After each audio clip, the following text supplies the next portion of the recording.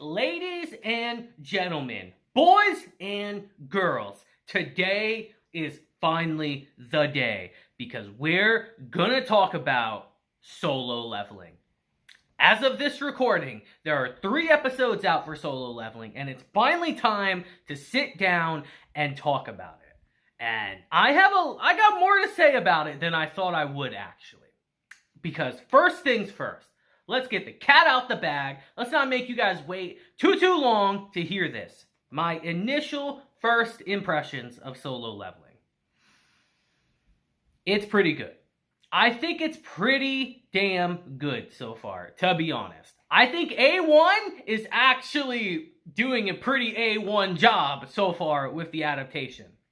Now, take that with a grain of salt because I'm not a manhwa or a webtoon reader. So I don't know how great of a job they're doing adapting the show.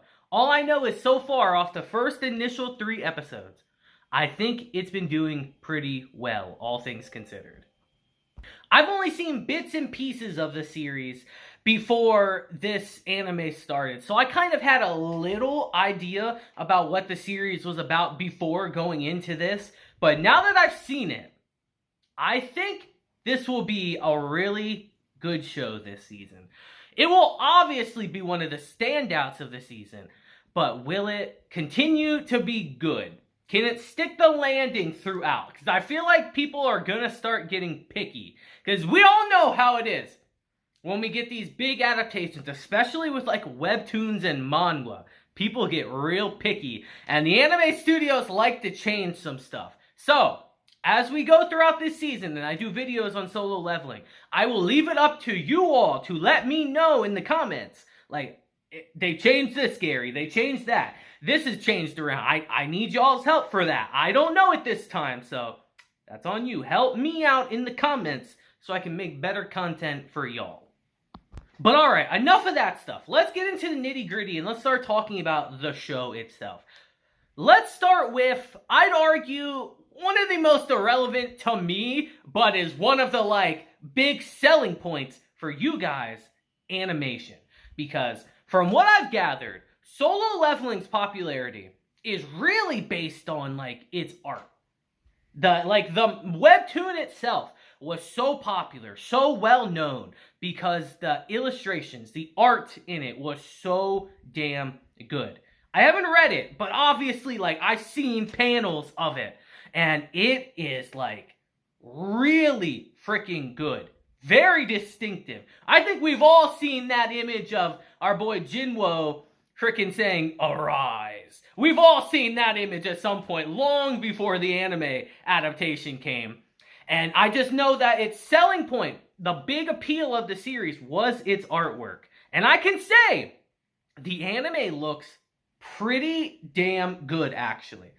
Honestly, from what I have seen from the webtoon, it looks like they captured the visual style of it pretty well in the anime, actually. That's my impression, at least from watching it. It looks pretty similar to the webtoon so far, which I think is only a plus to me. But webtoon readers, let me know in the comments, how do you feel about its animation so far? Because I genuinely do think it's pretty good, honestly. I think A1's doing a pretty good job for the most part so far. But alright, let's get into our actual story here, because I believe the first 2 episodes really showcase well, especially the second episode, what it means to be a hunter and why it's not a job you should take lightly at all. Now you might be asking yourself, if you haven't seen the series yet, what is a hunter? Well, I'm glad you asked. But before I can answer that, let's talk about how this situation started. Because you see, 10 years prior to the start of our series, a series of gates linking the world to an alternate dimension appeared. And in these gates were these magic beasts. They were filled with these magic beasts. And to fight these beasts, to fight back against them, people awakened to powers. These strange powers, for some reason. We don't know yet in the show. as of this recording. We don't know exactly how they awaken these powers, but to fight these beasts, they did. And these people are called hunters. And based on the amount of magic that these hunters awaken to, they are categorized into ranks. And these ranks are as follows, as S, A, B, C, D, and E. Now you might be thinking to yourself, okay, that doesn't sound too bad. That's pretty straightforward. The real kicker, and the part that made me think, damn, that fucking sucks, is the fact that once your power awakens in you, you're done. That's it. That is it. You can't train or anything. No amount of hard work will give you more power. Whatever you awaken to, you are stuck with for life. That's fucking tough, man. Except for one exception, which we'll talk about in a little bit. Now this brings us to our present day, where hunters going into the gates to fight back against these monsters are beyond common. Like, this is an everyday thing for these hunters. And it's here we meet our boy Sung Jin Wo, who is categorized as E rank, the world's weakest hunter is this man's nickname. That's tough, bro. Your nickname is the world's weakest hunter. God damn, that's some shit. But it's here we also meet Lee Jo-hee, another hunter. And she's always yelling at our boy Jinwo because he gets hurt no matter what he does. What they say, this man can go into an E rank gate and still end up getting hurt. That's tough, bro. That's humanity's weakest hunter for you. And she's always berating this man. But we see that he has quite a good reason for doing so.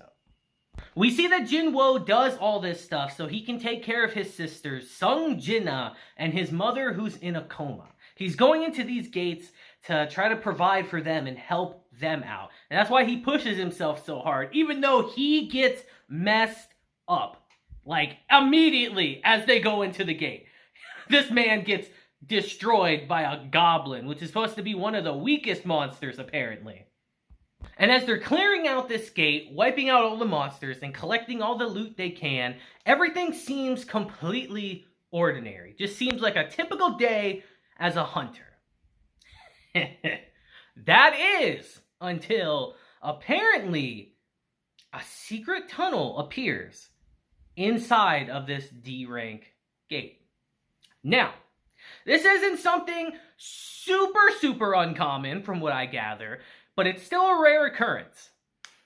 So, a lot of people here want to immediately jump into it, obviously. Because normally you'd have to go tell the Hunters Association, the guilds, and they'd have to send someone in to investigate. But we got people here that their families are having babies. They didn't get many mana crystals that the monsters or the magic beasts dropped. They need that moolah, man.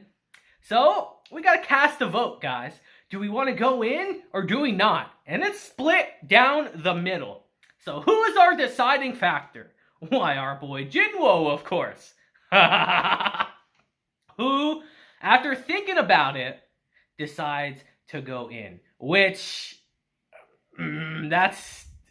that might be the best and worst decision he makes in his entire life. Because we see that Jo-hee doesn't even want to go in. She's like, no, I don't want to go in here. But our boy Jinwo says, I do. So, they venture in there. And it's here as they're making their way through this little side route in the dungeon. You would think to yourself, guys, as all of them do, that, you know, this is attached to a D rank dungeon area. This shouldn't be that tough. They all should be able to handle this, no problem. So, as we make our way in here, immediately, and I mean immediately, something don't feel right, dude. They even mention it like, this looks kind of wild, because this area does look wild. We just see a pedestal with giant statues all around. And again, like I said, immediately, things don't feel right. And it's here all of a sudden, Jo-hee tells our boy Jinwoo, I think that statue's eyes have been watching us this whole time. They're moving back and forth. And it's here. Things become hell very quickly. The doors immediately close. They're trapped in there. And as one hunter tries to open the door, he's a very arrogant guy. He is immediately killed on the spot by one of the statues. And I will say, so far, this show is very gruesome, which I kind of like, personally. Shit hits the fan fast. Now you see, our boy Jinwoo, who's been on the precipice of death numerous times, has learned to judge a situation very well. He's able to tell, okay, this is when I need to do something. This is when I, need to back off. And he immediately knows they're screwed. As one of the statues literally laser beams them with its eyes. And shit hits the fan. Now, this is the point of the episode 2 we're in now, that I liked the most. I think episode 2 is the best episode we've had of the show so far. Because I like how they handle this dungeon. And I like this because I like how they handle this situation. They don't try to brute force it. You have to be smart, as Jinwoo figures out. Because when they came in, there were a set of commandments that were written there that you have to follow to make it out of here. As Jinwoo starts to go through them all and figure out, all right, what do we need to do to survive? The first one is to worship the god, which means praying. So he deduces that, okay, we need to bow to him right now. We need to bow to this statue to show our respect and worship it.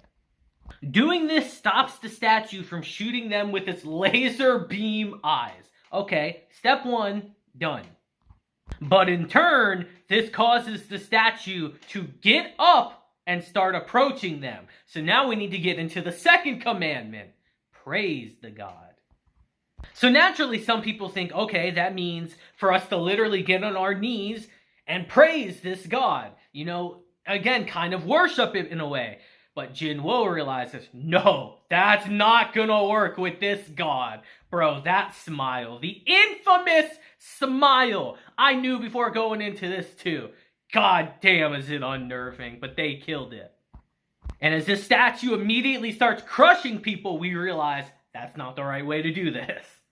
And it's here as people are running around in a panic, going to all these statues getting cut up. Like our guy whose family, whose wife just got pregnant again, who came to get some money, gets split down the middle. Our situation's real bad.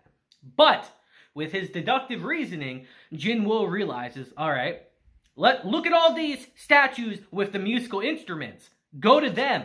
And as people do that, they start playing a song and they do not get attacked. That was the key.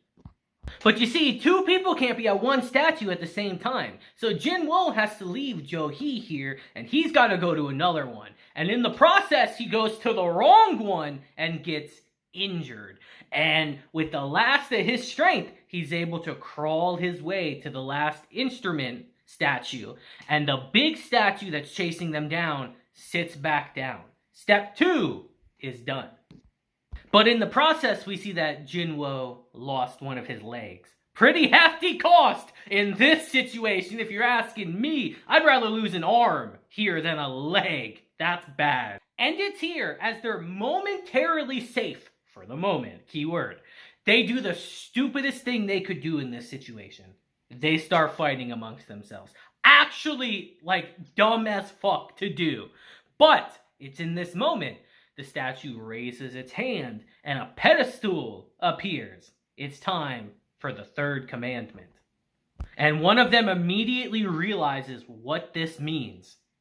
It wants a sacrifice. As they immediately turn on the leader and he says, it's time for you to take responsibility here.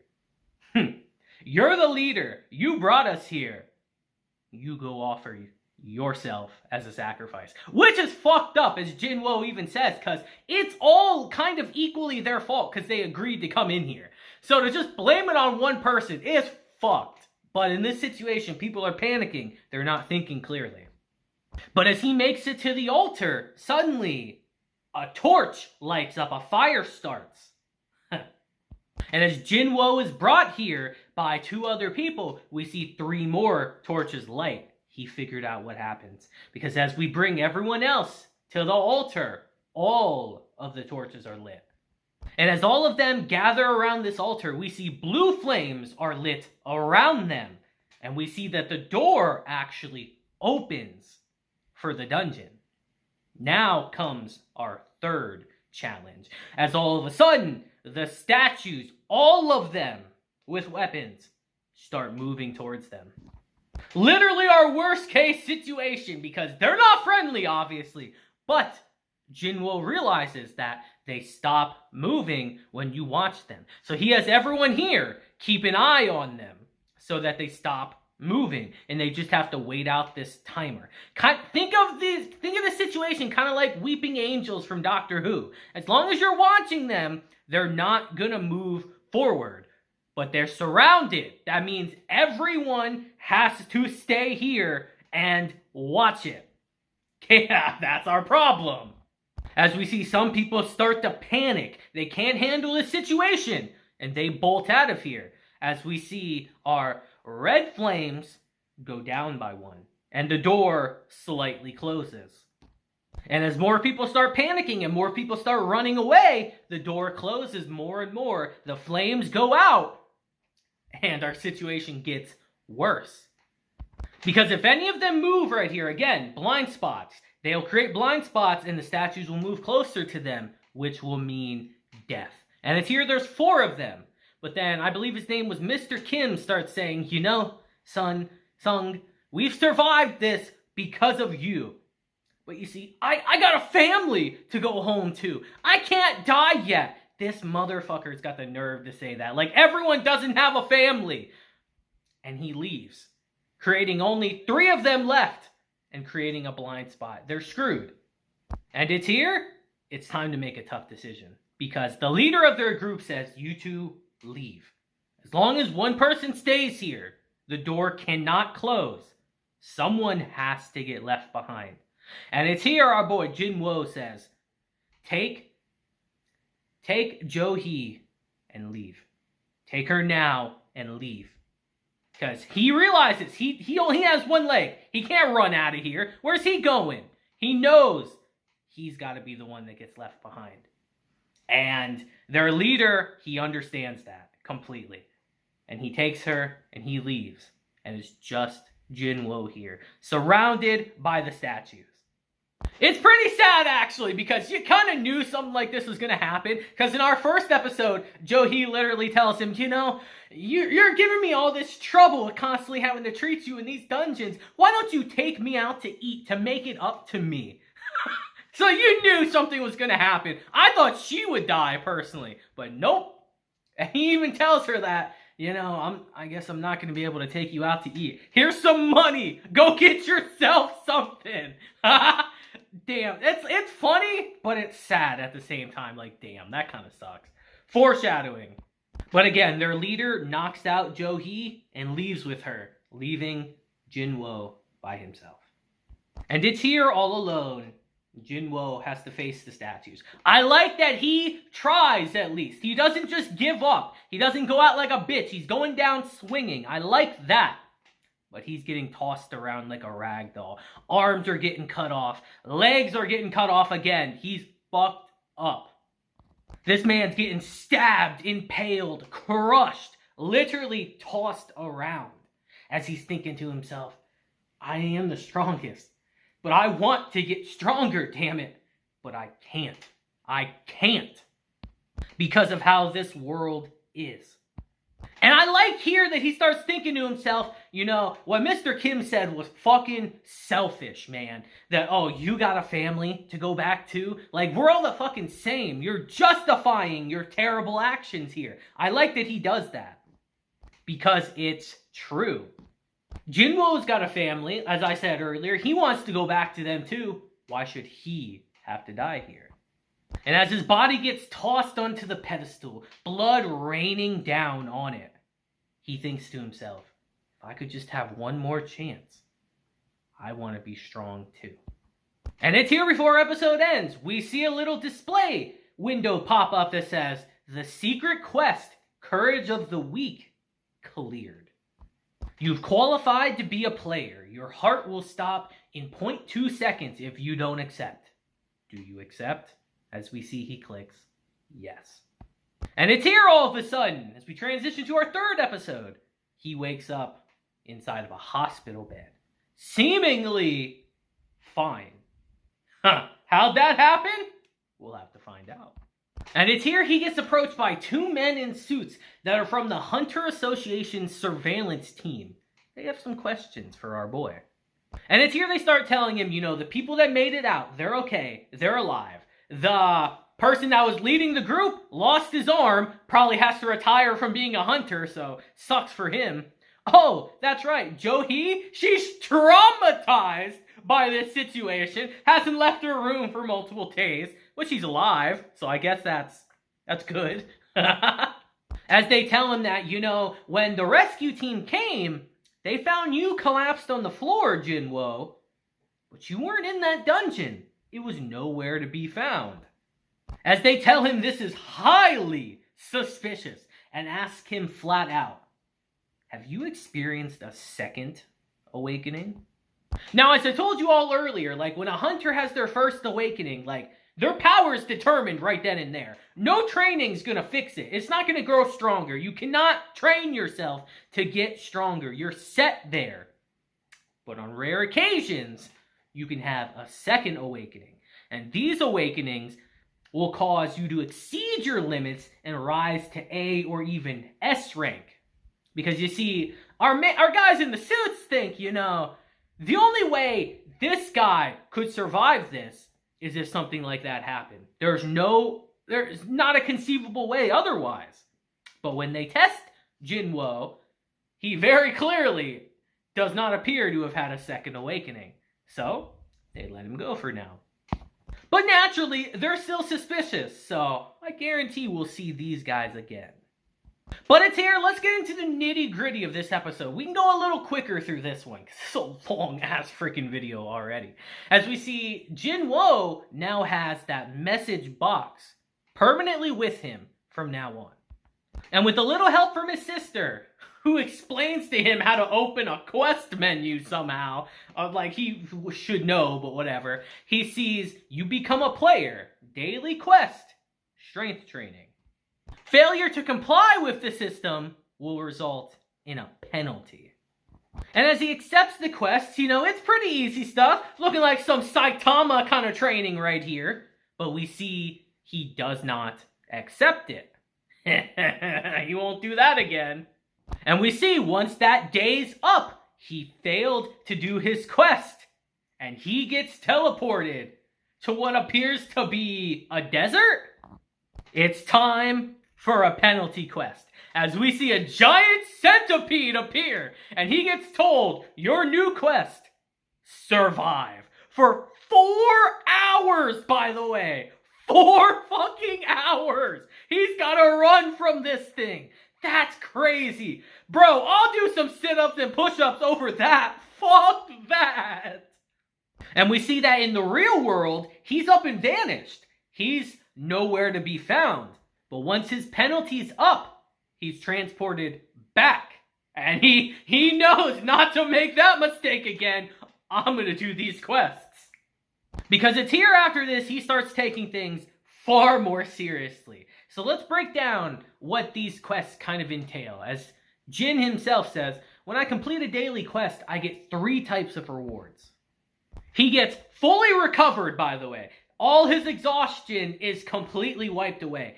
That in and of itself makes it worth it to me. Second is his ability points, which he can dump into any ability that he wants. It's literally like a game. And the third one is a random loot box. Like this is a goddamn gotcha game over here. Where he can get, as the name suggests, random items. And this time we see he gets a key. More specifically, he gets a key to an instant dungeon that can be used at a certain location.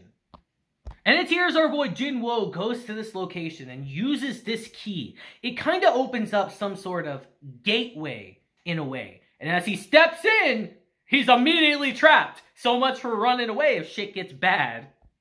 Now he's trapped, but he notices that other people can walk to it, from it, through it, and back through it, no problem. Meaning he's in a separate dimension right now, which is a pretty interesting concept. I imagine that's what that desert was too, a separate dimension. So naturally, since our boy can't leave without clearing this dungeon, there's only one thing to do. We head on in, and we try to clear this bitch. And as he gets in there, he runs into goblins again. The creatures that gave him so much trouble before. As we see, he's able to dispatch them. I would not say easily, not easily, but he is able to actually win against them, proving that he is definitely getting stronger. But we don't have time to celebrate, because immediately after that, he gets attacked by a wolf, a far stronger opponent, who instantly breaks his knife here, meaning he's bare-handed. This is where our real challenge begins. And it's also where our episode ends for right now. Now, I know this video was long as hell, guys, but I felt like I owed you guys a longer video today to kind of make up for the fact that I haven't been able to cover these episodes sooner. So I tried to go over as much information as I can. Now, obviously, there's some things I didn't go into great detail about, like how apparently the government's using these crystals that the monsters drop as a new form of energy that's completely clean, will not hurt the environment, is the true, most proficient source of energy in the world. They're clearly going to be up to no good with that. We got the introduction of a character that's like Chai Ha-en, who's apparently some super badass chick. Oh, it's the animators knew where to put those angles, if you know what I mean. But I'm sure she's going to play a part in the show. They've shown her constantly. And we see that Jinwoo's mom has caught a disease called eternal sleep disease, or final rest, as the doctor says, which basically means that her body was exposed to too much mana and she's in a comatose state because of it. Kind of wild, honestly, but there's just a lot of little stuff that I had to cut out, but trust me, I saw it, I didn't miss it. And we will go over more of this in more episodes, because I think I do want to do solo leveling weekly, actually. That's another reason why I decided to go a little harder in this video. But again, I'm not a webtoon reader, so I'm going to leave it up to you guys to help me out in the comments. Let me know if things are changed, turned around, or if they fix things. Or not fix things, if they mess things up a little bit. I need your guys' help with that in the comments. Oh, I also will mention real quick, a little fun fact, in case you guys didn't know. There's 3 versions of this series. There are 3 separate versions, 4 if you count the English dub that it's going to get eventually. We have a version where they changed characters' names to be Japanese names, which is funny to me, because isn't the main villain of this series supposed to be Japan? So that's really funny to me that they did that. They changed all the Korean names to Japanese names, which feels weird to me.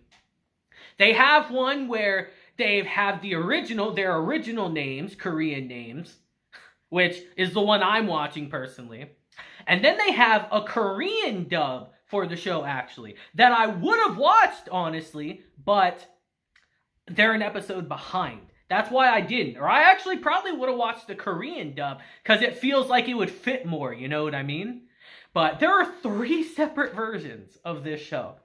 That means they had to do it 3 times. That's crazy, dude. I hope solo leveling's good. I really hope it's good. I hope we don't get a God of High School situation. That's a fear of mine. Because I remember when that came out, people are like, bro, they skipped 100, 200 plus chapters. I hope we don't have a situation like that. So I need you guys, again, to help me in the comments. But yeah, guys, let me know your thoughts on solo leveling so far. I think it's pretty good, but it hasn't like done anything super extravagant. It hasn't blown me away yet or anything. So I'd love to hear your thoughts on it in the comments. But until next time, I hope you all have a great day, week, month, and year. And until then, deuces, have a blessed day, and I hope you all enjoy this incredibly long video. Deuces.